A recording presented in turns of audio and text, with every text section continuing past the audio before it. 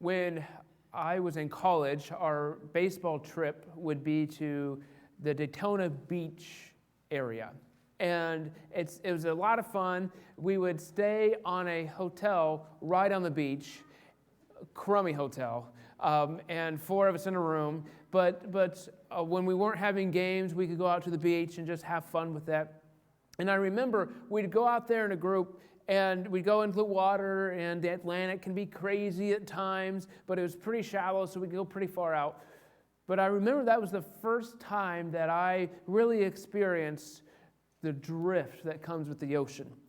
Now, there's the rip current. The rip current is dangerous. I'm talking about how when you're in the water eventually kind of pushes you one way or the other. That after you're out there 10, 15, 20 minutes, you're probably going to be a little further down the beach than when you entered the water. And so we drifted, and it was just really interesting, as it was the first time I experienced it, looking back of how did we get here? And that's what happens oftentimes in our spiritual lives, that we get to a point where we say, how did we get here?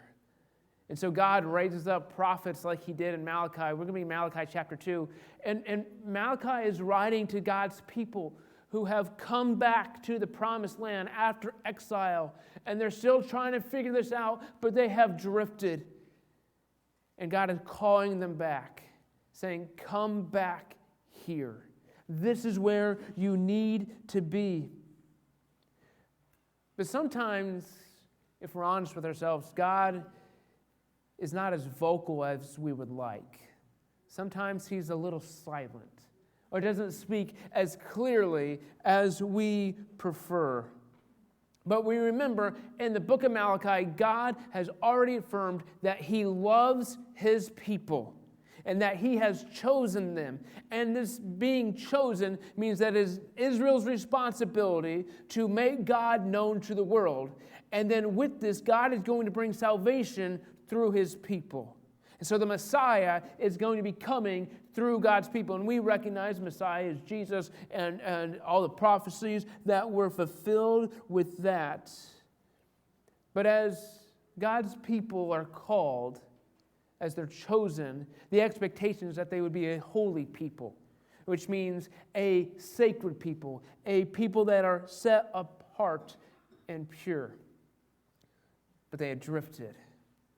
So God is calling them back, and he's using Malachi to do that. And we start in Malachi 2, verse 10, and he says, are we not all children of the same Father? Are we not all created by the same God? Then why do we violate each other or betray each other, violating our ancestors' covenant? Judah has been unfaithful, and a detestable thing has been done in Israel and in Jerusalem. The men of Judah have defiled the Lord's sanctuary by marrying women who worship idols. May the Lord cut off every man who has done this and yet still tries to bring an offering to the Lord Almighty. God's people were a family. In the church, we sometimes talk about being part of the family of God. That when we become believers in Jesus, we are now co-heirs with Christ. We are part of the family. God's people here in Malachi were a family.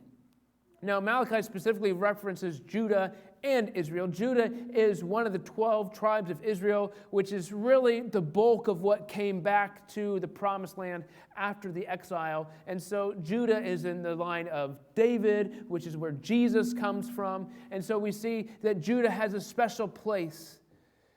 But yet they had sinned. They had done things contrary to what God wanted them to do. So God is admonishing his people. But what I find interesting is how Malachi is writing this. He is writing this in the first person plural.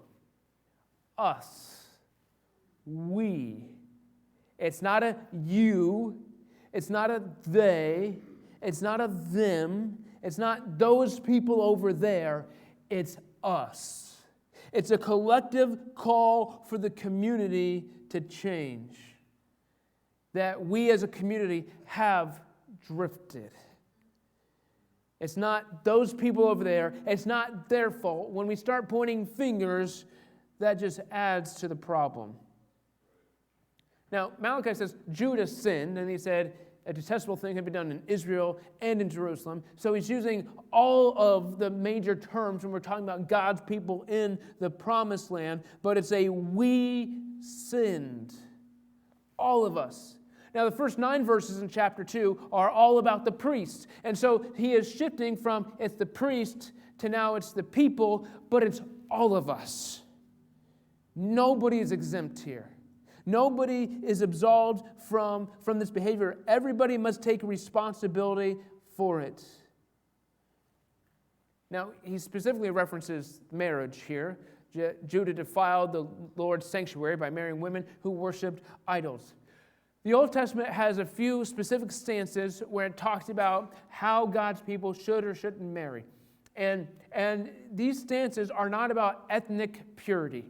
We always have to remember that. It's not as though you have to marry somebody that's already part of your ethnic group. That would be the Jews, the descendants of Abraham, Isaac, and Jacob. It's about spiritual issues here. It's about covenant fidelity. It's about staying true to who God is. That is what is at stake here, because we can look in the Old Testament and there are several instances where someone was not part of the ethnic group that was Abraham, Isaac, and Jacob, but yet they were still brought into the group. Specifically, Rahab or Ruth, that they rejected their past life, rejected the gods in which they grew up with, and then came and gave their sole allegiance to Yahweh, the God of the Old Testament. And when we can think of those two specifically, think of Rahab. Rahab didn't live a morally good life before that. Rahab was a prostitute. But yet she rejected this life and followed Yahweh. But see, the reality is God is your one or he's your none. He's either the only one you follow or he is not worth anything of what you're doing. He's either the top or he's not. He is either your one or he is nothing in your life. But God knew the importance of this covenant fidelity. He knew the importance of making sure that we did not tie ourselves to people who would try to make us drift and compromise. Even if it was just a little bit, we can't do this. And we find this explicitly in Deuteronomy chapter 7, starting at verse 2. It says, "When the Lord your God hands these nations over to you and you conquer them, you must completely destroy them. Make no treaties with them and show them no mercy. You must not intermarry with them. Do not let your daughters and sons marry their sons and daughters, for they will lead your children away from me to worship other gods. Then the anger of the Lord will burn against you, and he will quickly destroy you." The issue, again, is not ethnic purity. It's that if Israel was to tie themselves with people who were not following Yahweh, these other people would pull them away. They would compromise, and they would do things that were contrary to Yahweh. So Malachi says, "May the Lord cut off every man who has done this." See, what happens when we have sin in our lives, we have to treat it with hostility. We have to get rid of it. We can't treat sin nicely. We have to get rid of it, and we have to be ruthless to it, because sin does everything it can to hold on to our life. The issue here, what Malachi is talking about, is allegiance. Is my loyalty 100% to God or not? We have to make sure we answer that question honestly. Because there are people in Malachi's day that ethnically they were part of the Abraham, Isaac, and Jacob group, but they still weren't part of God's family. You know, there are people who, they can be part of an organization called the church, but they're still not part of God's family. We can't take that for granted. Just because you're present with a religious organization doesn't mean you're part of God's family. Doesn't mean you're doing what God has called you to do. Now, I've shared this before, but I just find it so compelling that I wanted to share it again. It's from Pastor Craig Groeschel. And if you have a Bible app on your phone or tablet, it's probably from his church. It's the YouVersion app. And so when he counsels couples who are trying to get married, or planning to get married, he asks them all sorts of questions, but he found one of the most important questions he asked them is not, do you love this person? Do you agree on the major things? Have you had these conversations? The question he asked them is, can you serve Jesus better with this person? Because the purpose of marriage is not so that your needs are met or you can live a happier life. The purpose of your life in general is, how can I serve Jesus better? And if I tie myself to someone who makes it so I don't serve Jesus better, who actually makes it more difficult for me to serve Jesus, then am I really honoring Jesus? Now, the way I phrased that was weird. Hannah, I don't believe that at all. So that's not, I phrased that weird. That was my point. But in general, that's an important question for us to ask. And we can ask that about anything. Does this help me follow Jesus better? Does this help me serve Jesus better? Because if it doesn't, we can't allow it into our life. Now marriage is between a man and a woman, but also has communal components to it. What Malachi is referencing here is that marriages impact the community. Impact the group, that it's just not a private decision. The larger community is at stake here of what does this look like. When we're allowing these types of behaviors, that bleeds into the rest of the community. But when we talk about marriage, probably one of the passages in the New Testament that we think about most clearly or commonly would probably be Ephesians chapter 5. And we start at verse 21.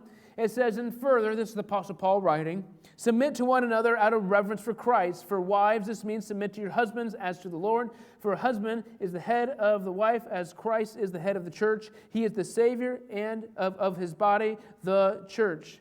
So what both Malachi and Paul are assuming is the communal framework of marriage impacts the community.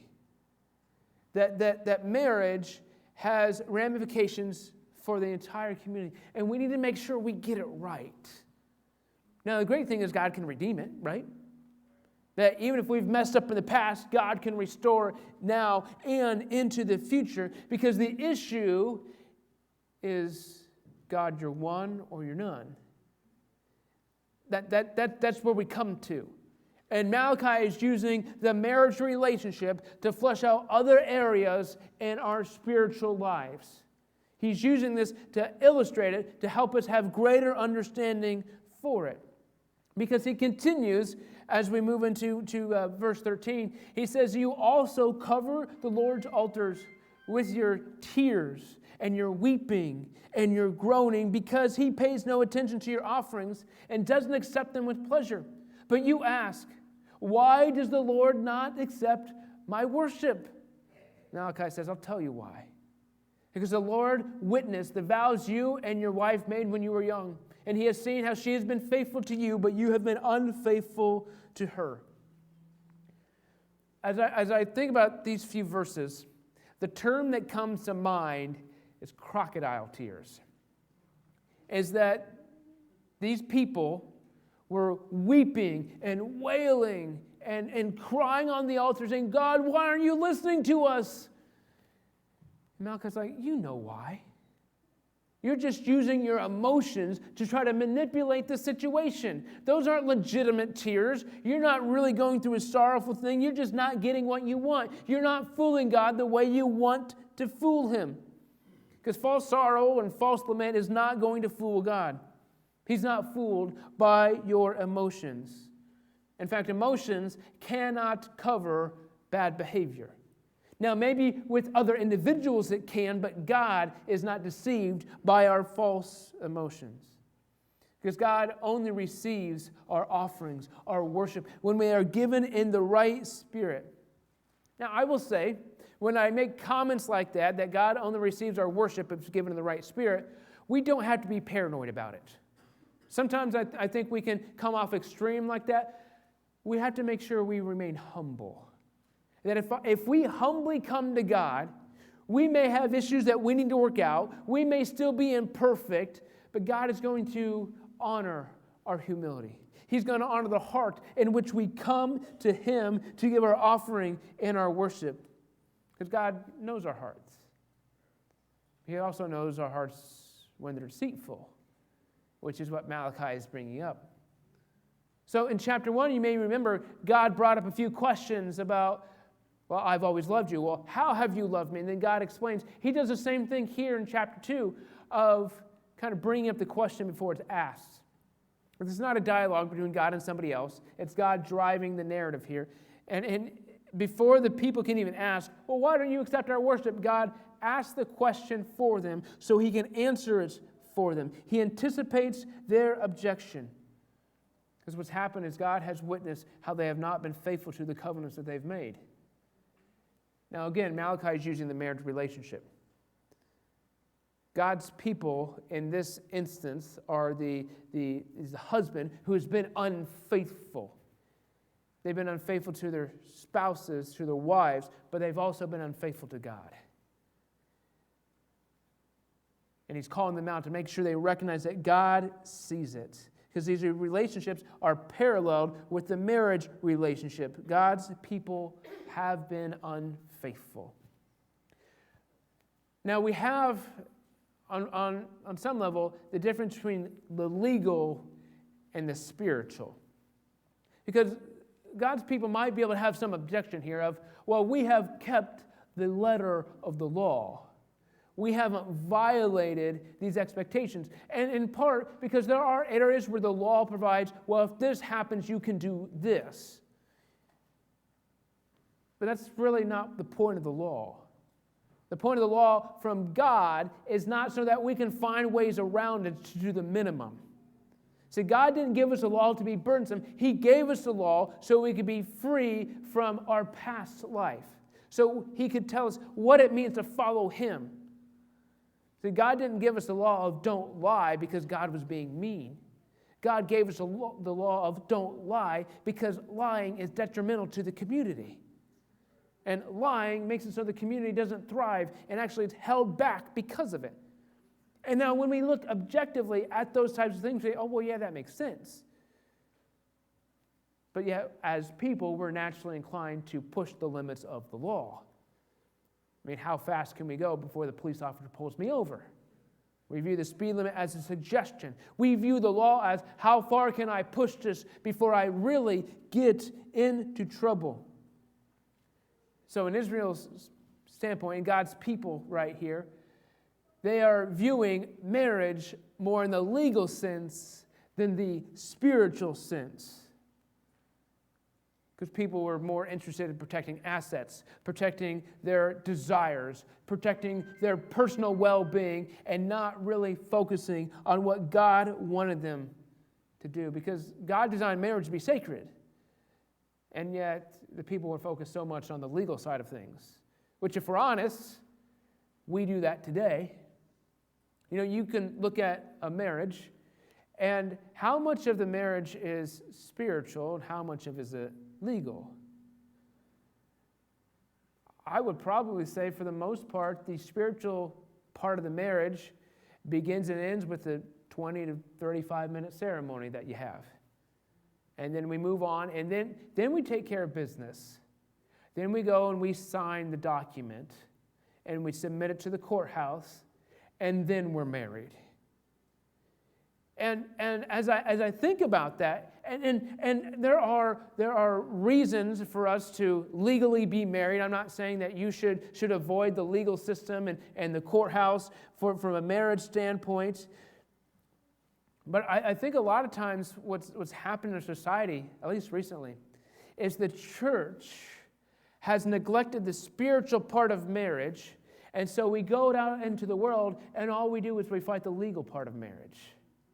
And we've missed and forgotten and neglected the spiritual side. See, marriage in the church, in Christianity, according to God, is a sacred union. It's not something the government approves or disapproves of or accepts or tells you how to get out of it. Because honestly, we start the marriage from a legal sense, and if we want to end the marriage, well, then we go to the courthouse as well. And that's what we do. Marriage has become legal both in the church and outside the church. It's been a legal issue more than it is a spiritual issue. And so we fight these political battles for legal marriage, but we neglect the spiritual side of it as well. I point that out to say we are having the same problem as the people in Malachi had. They're about 400 years before Jesus. So this is a long time ago. It's not a new problem that we're having. But Malachi calls us to stop being unfaithful. Unfaithful is betrayal. It's willfully misleading another person. Because our personal acts of faithfulness, our personal acts that look pious, aren't actually fooling God. Because God is our one or He's our none. It's either or. We can't have both. We can't have God and something else. God is either our number one or He is not. But see, when the marriage union happens, something sacred happens, and Malachi highlights that. He said, "Didn't the Lord make you one with your wife? In body and spirit you are His. And what does He want? Godly children from your union. So guard your heart. Remain loyal to your wife. For I hate divorce, says the Lord Almighty. To divorce your wife is to overwhelm her with cruelty, says the Lord Almighty. So guard your heart and do not be unfaithful to your wife." Your heart is not going to stay pure by accident. It takes intentionality. Now, this does not mean that you're going to be a terrible, horribly immoral person, but that we aren't going to follow Jesus by accident. We have to intentionally choose to follow Jesus. And there are countless things that will try to contaminate us. There are countless things that will work to try to thwart us, to get us off from Jesus. And those things may not be bad, but they're going to cause us to try to drift, cause us to try to compromise. And Malachi is, again, talking about the marriage relationship to illustrate the communal aspect of our walk with God. But see, in this, Malachi recognizes that the man and wife are equal, that they're one.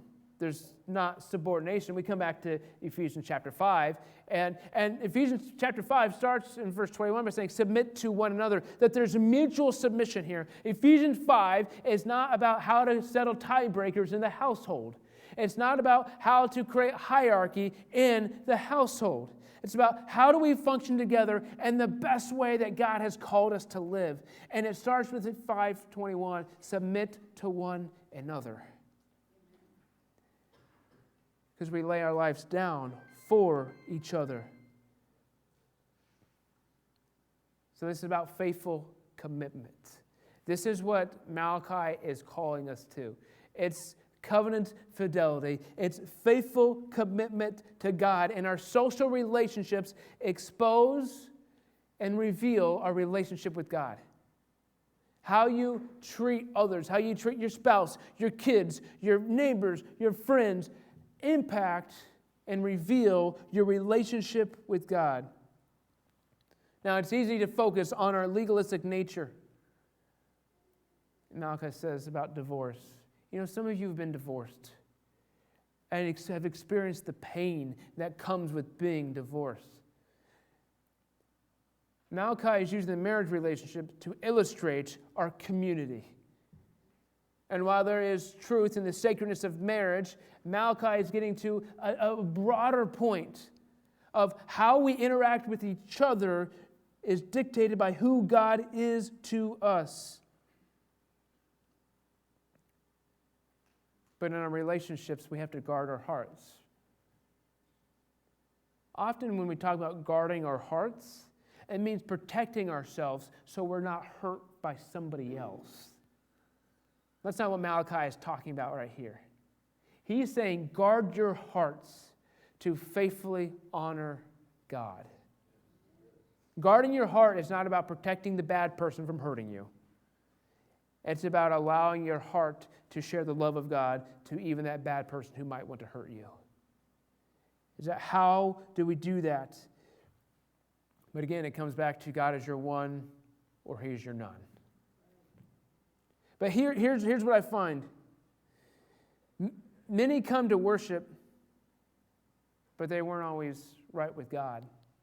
Malachi starts this section by talking about there are people that they defiled the Lord's sanctuary, but yet they still came and tried to bring offerings. And they were trying to have both and. But Malachi is talking in the first person plural. He's talking about us. He's talking about we. Not those people over there, not them, not they, not you. He's talking about us. And it's so easy to drift as a community. Because when I was in the Atlantic Ocean with my baseball team, it was always surprising at how we see how far we went by, how far we drifted. But I've been out in the waters myself, by myself, and I find it interesting that when I'm by myself, I look back at the shore more often because I'm by myself. But when I'm with a community, we're moving together. And so we trust that we're all together. But sometimes we move together in ways that drift away from Jesus. And if we don't start with the what do we need to do, then we're not asking the right question. Now, I recognize there's an individual component of our relationship with Jesus, and we all need to take responsibility for that. But Malachi is not calling the individual, he is calling the community to come back and repent, to correct the drift. It's not about them or they, it's about us. So how are we as a community going to respond to Malachi's word in chapter 2? How are we going to respond to what Malachi is warning against? We have drifted. How do we get back? It's a community effort to come back to Jesus. How do we do that? And I don't necessarily have the answers of here's the prescriptive way for us to do this, and this. I mean, we can always go back to 2 Chronicles chapter 7, verse 14. If my people who are called by my name will humble themselves, will pray, and will seek my face. If we start there, I think we're where God wants us to be. That's what we have to do. Because God is our one or He's our none. And sometimes we assume He's our one, but we have drifted. So we have to come back to Jesus. Have to come back to let Him shape us. Let Him move in us.